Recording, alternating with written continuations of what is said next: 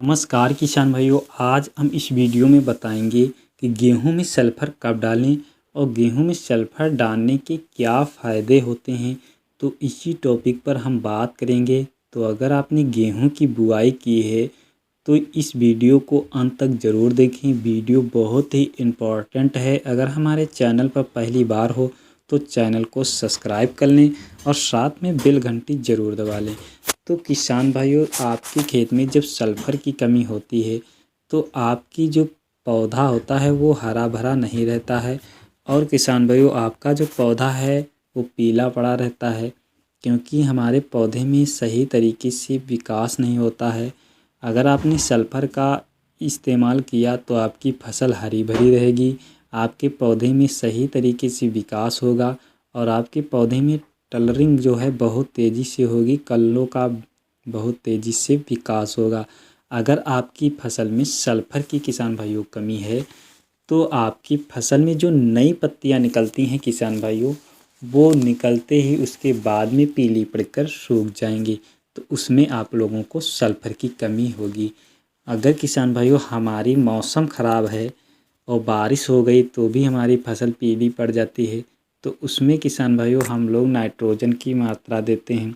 अगर आपकी नाइट्रोजन भी फसल में नाइट्रोजन की मात्रा कमी है आपकी फसल में, तो भी आपकी फसल पीली पड़ जाएगी, क्योंकि किसान भाइयों ये जो 4-5 खाद हैं इनकी कमी होगी तो हमारे पौधे में पीलापन बना रहेगा। यदि अगर आप एक साथ इनको मिलाकर अपने खेत में सही समय पर सही तरीके का इस्तेमाल कर दोगे तो आपकी फसल बहुत ही अच्छी तरीके से विकास करेगी।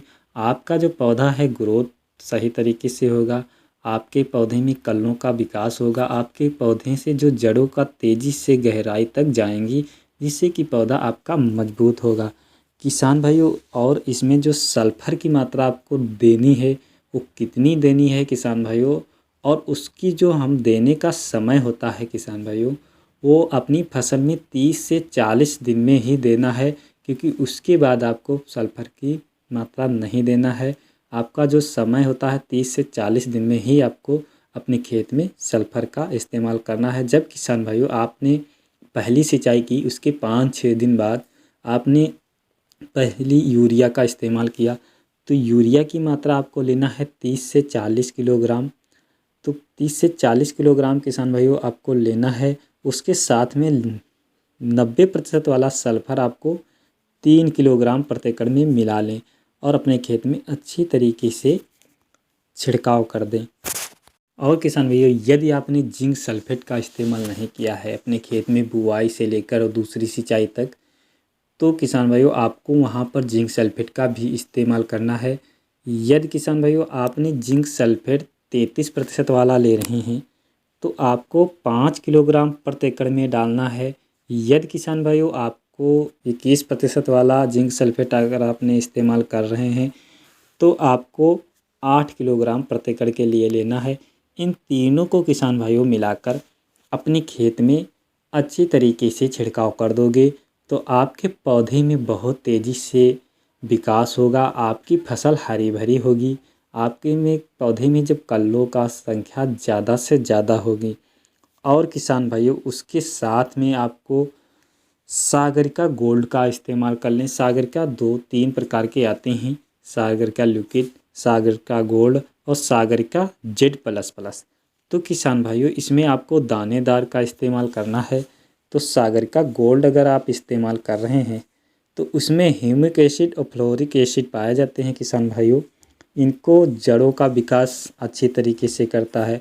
और जो सागरिका Z++ किसान भाइयों होता है, इसमें सभी सूक्ष्म पोषक तत्व पाए जाते हैं जो बहुत ही अच्छी तरीके से आपके पौधे में विकास करेंगे, आपके मिट्टी में उर्वरक क्षमता बढ़ा देंगी, जिससे कि आपके पौधे में अच्छी तरीके से विकास होना शुरू हो जाएगा। तो किसान भाइयों आपके जो ये दोनों सागरिका हैं, सागरिका Z++, सागरिका गोल्ड, तो इनकी मात्रा हम 10 किलोग्राम प्रति एकड़ में डालते हैं, लेकिन आपको इस समय जब डालना है तो आपको 5-5 किलोग्राम दोनों को लेना है और अपने खेत में अच्छी तरीके से छिड़काव कर दें किसान भाई, जिससे कि हमारी दोनों की मात्रा हमारी मिट्टी में पूर्ति हो जाएगी और हमारा पौधा जो है सही तरीके से विकास करना शुरू कर देगा। तो आपको 10-10 किलो नहीं डालना है, आपको दोनों की 5-5 किलोग्राम मात्रा लेनी है और प्रति एकड़ में आपको डाल देना है।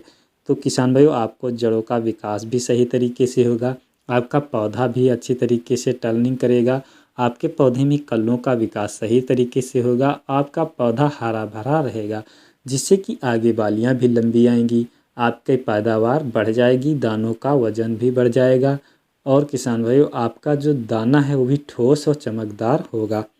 तो किसान भाइयों, आपको ये जानकारी अगर अच्छी लगी हो तो हमारे वीडियो को लाइक और सब्सक्राइब शेयर ज़रूर कर दें।